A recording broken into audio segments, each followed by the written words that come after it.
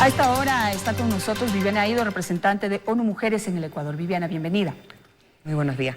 Este domingo celebramos el Día Internacional de la Mujer, este 8 de marzo, y lo hacemos en medio de algunas cosas importantes. Primero, se celebran los 25 años de la Plataforma de Acción de Beijing. Es decir, hace 25 años ya se sentó el mundo a hablar sobre las condiciones que deben cambiar para que la mujer se pueda desarrollar y contribuir de una manera mucho más positiva, mucho más activa al mundo. Empecemos por ahí. ¿Qué es lo que hemos logrado en estos 25 años y qué nos falta por hacer?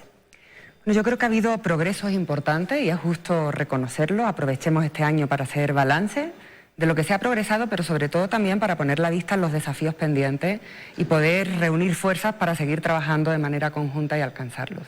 En el caso de Ecuador, por ejemplo, la situación de las mujeres hoy no tiene nada que ver con la que era hace 25 años. Tenemos a muchas más mujeres en el mercado laboral, hoy tenemos al doble de mujeres con ingresos propios que hace 2 décadas.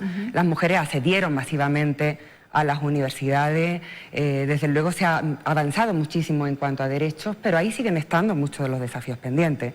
La brecha en el mercado laboral sigue siendo de más de un 20%, apenas están en la toma de decisiones en el ámbito privado, aunque sí se ha avanzado bastante en el ámbito de la representación pública, y las mujeres siguen teniendo sobre sus espaldas el triple del tiempo del trabajo de cuidado no remunerado que los hombres. Eso obviamente limita sus oportunidades de formación, sus oportunidades de crecimiento en el mercado laboral. Esos son algunos de los retos que tenemos pendientes. Y creo que hay que concebirlo desde la perspectiva de que la igualdad no es solo un tema de mujeres, sino que es buena para el conjunto de la ciudadanía, es buena para nuestras sociedades, para nuestras economías, para nuestras comunidades. Por eso todas y todos deberíamos trabajar de manera mucho más conjunta para avanzar en esas cotas de igualdad. Entonces, digamos que en estos 25 años lo que se ha logrado para las mujeres es abrirles las puertas para que puedan tener la misma oportunidad que los hombres para poder desarrollarse en materia laboral, en materia de derechos. Es decir, ha habido avances, aunque todavía hay cuestiones pendientes, como usted lo dice.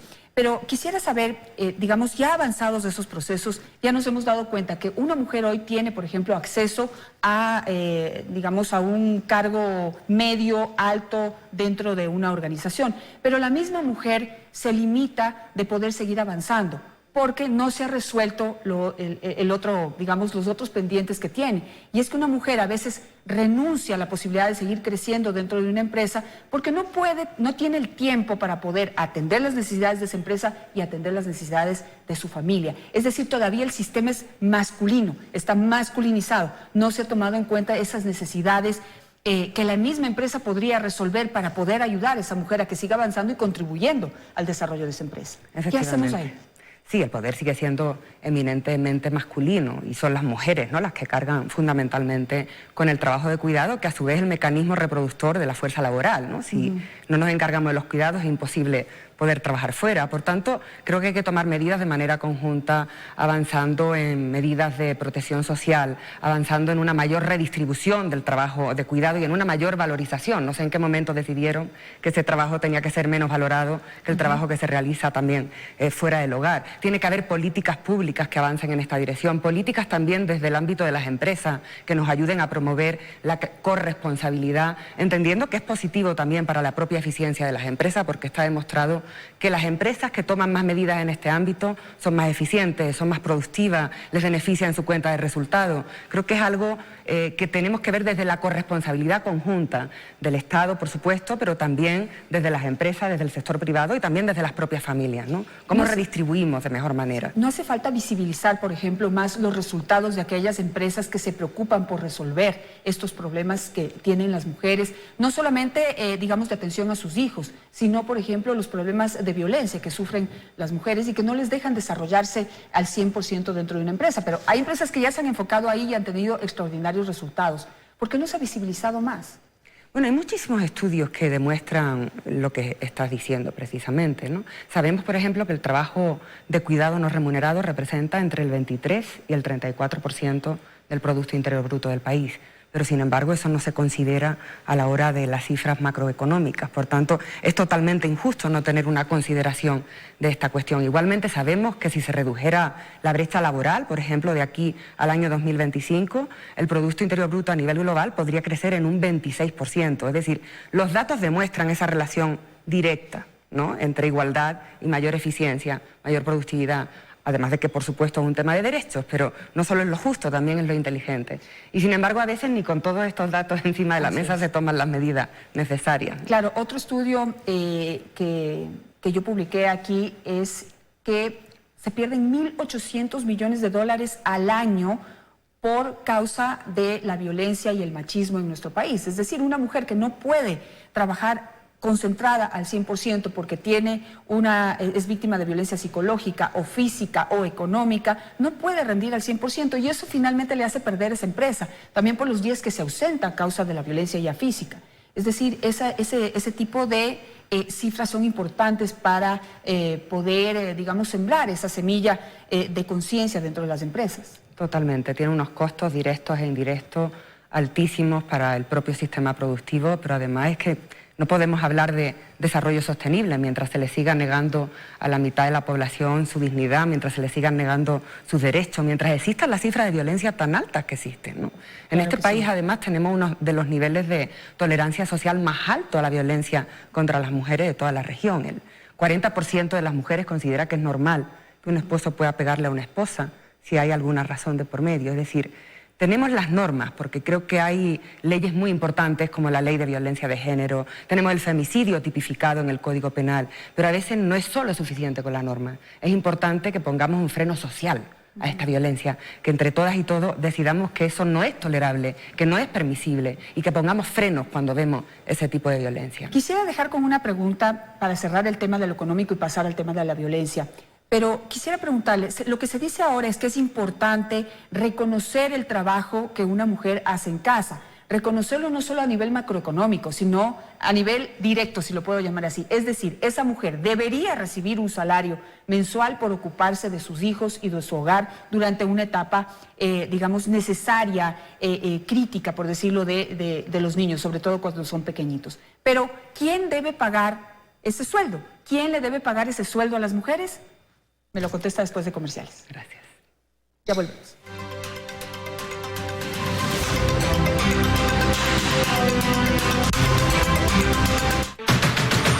Guayaquil, uno de los destinos culinarios más importantes del Ecuador y del mundo. Ciudad hermosa a la que amo con mi corazón, que ha servido de inspiración para mi arte. Aquí encontramos los ingredientes y platos más exóticos, pero también los platos más tradicionales de nuestra cocina. Su gastronomía legendaria. Algunos de los platos más reconocidos del país están aquí. Bienvenidos a la cocina del chef. Estreno, 23 de marzo, 11 de la mañana. Estas vacaciones con Diners Club. Difiere hasta 12 meses más 2 meses de gracia en hoteles, agencias de viajes, líneas aéreas y compras en el exterior. Además, gana tus compras de temporada. Serán 5 ganadores. Regístrate y conoce más en dinersclub.com.es/vacaciones. Disfrutar en familia es invaluable. Diners Club, tu mundo sin límites. Porque usted lo pidió. Regresa a Quito Expogar, la mejor feria del mueble y decoración para amoblar tu casa. Grandes descuentos, calidad, elegancia y garantía total. De 6 al 15 de marzo en el Bicentenario, de 10 a 21 horas. Además, calzado de Gualaceo y Feria de las Ideas. Entrada gratuita para toda la familia. No te lo puedes perder. Expogar. ¿Qué se necesita para que alguien se gane el corazón de su barrio? Si les hace falta plata, yo aquí les sirvo. Estar para todos a toda hora.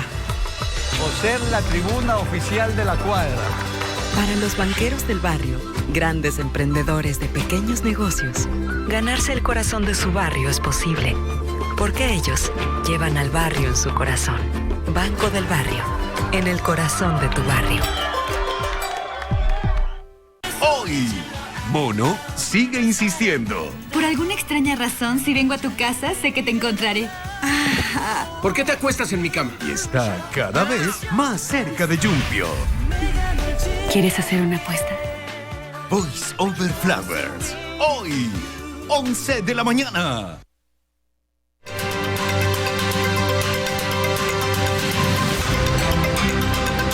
Le preguntaba a Viviana Aido, representante de ONU Mujeres en el Ecuador, antes de los comerciales, ¿quién debería pagarle un salario mensual a una mujer que se queda en casa cuidando a los niños, porque dicen que ese trabajo tiene que ser reconocido. Pero la gran pregunta es, ¿quién debe pagar? ¿Qué nos dice Viviana? Yo creo que lo que tenemos es que promover un cambio de modelo, un cambio de sistema. Hay que redistribuir ese balance de poder y avanzar hacia medidas que permitan una mayor redistribución entre el trabajo de cuidado entre hombres y mujeres. Porque son las mujeres las que tienen que quedarse en casa. Son ellas las que están avanzando de manera masiva en las universidades, sacando incluso mejores calificaciones que sus compañeros varones, y sin embargo esto no tiene, digamos, un efecto en cuanto a su incorporación al mercado laboral. Creo que hay que adoptar medidas para que haya efectivamente guarderías gratuitas para los niños que posibiliten una mayor incorporación en el mercado laboral, adoptar medidas del tipo de una corresponsabilidad o de unos permisos parentales similares a los permisos de maternidad y que sean intransferibles y que sean obligatorios. Es decir, todas las medidas creo que tienen que tender a romper con ese desequilibrio de poder existente que perjudica claramente a nuestra sociedad, a nuestras comunidades, a nuestras economías. El punto es este, y es que dentro de una empresa, cuando el problema se genera cuando entra una mujer, es decir, es la mujer la que viene con el problema de los hijos. ¿Y qué pasa con los padres de esos mismos hijos? ¿Por qué no podemos ver a padres y madres como a una unidad a quien hay que resolverles los problemas? Es decir, si es hombre, a él no le dan la oportunidad de tener guardería para sus niños, no le dan oportunidad de tener espacio para cuidarlos en el momento que se enferman. Es decir, no se ve bien. Si un hombre pide permiso para poder cuidar a su niño que está enfermo, se lo ve mal. Si una mujer pide permiso para ir a cuidar a sus niños, también se ve mal, pero le dan ese permiso. Entonces, hace falta una nueva visión para poder hacer este equilibrio de poder. Ver no hombres y mujeres, sino familias. Ambos tienen los mismos problemas. Totalmente.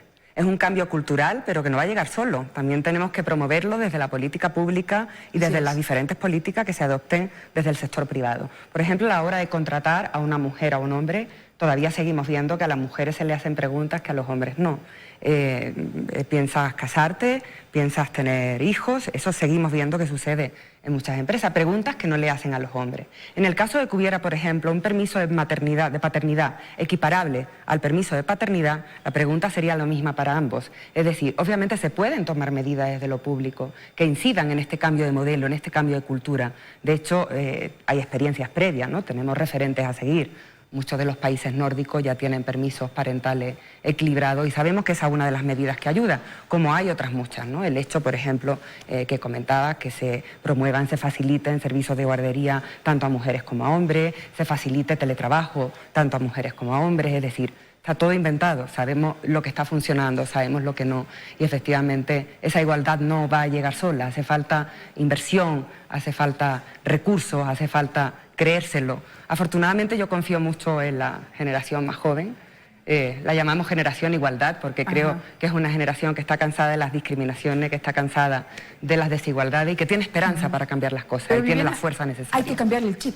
Hay que cambiarle el chip, porque el problema es que esa nueva generación viene siendo educada por una antigua generación, que es, digamos, a la que pertenecemos nosotros, y en donde todavía creemos que debemos educar a una niña, digamos, como una porcelana, como una muñequita de cristal. ¿Para qué? Para que encuentre un príncipe azul, que la mantenga, que le garantice su felicidad, su seguridad y todo para toda la vida. Ya no vivimos en esa época, lamentablemente ya los príncipes azules son solamente de los cuentos. Tenemos hombres de carne y hueso, para quienes también el peso de tener la responsabilidad de llevar la seguridad, la felicidad y todo de toda su familia ya no es real. Eso también causa frustraciones y violencia.